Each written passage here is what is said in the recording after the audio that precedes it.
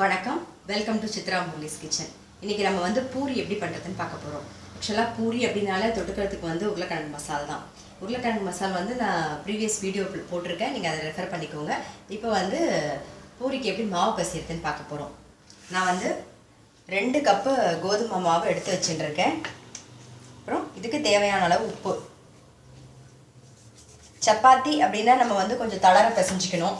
பூரி அப்படிங்கிற போது கொஞ்சம் கெட்டிமாக பிசைஞ்சிட்டா தான் நல்லா வரும். இப்போ வந்து நம்ம கொஞ்சம் பிசைஞ்சிக்கலாம். கொஞ்சம் கொஞ்சமாக தண்ணி விட்டு மிக்ஸ் பண்ணிக்கலாம்.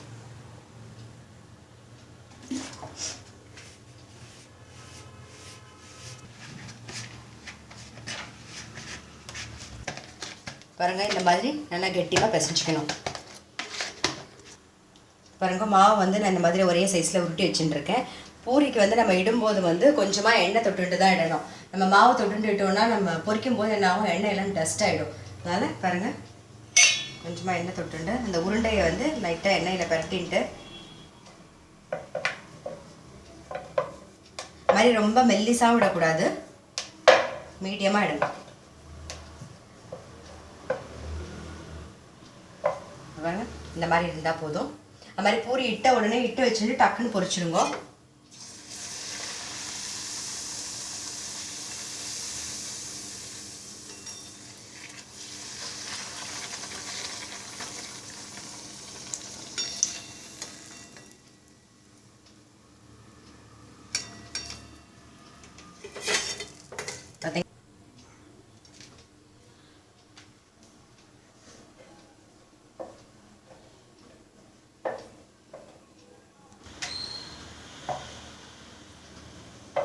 பூரி வந்து எப்படி இட்டு எப்படி பொரிக்கணுங்கிறத பார்த்தோம் இல்லையா?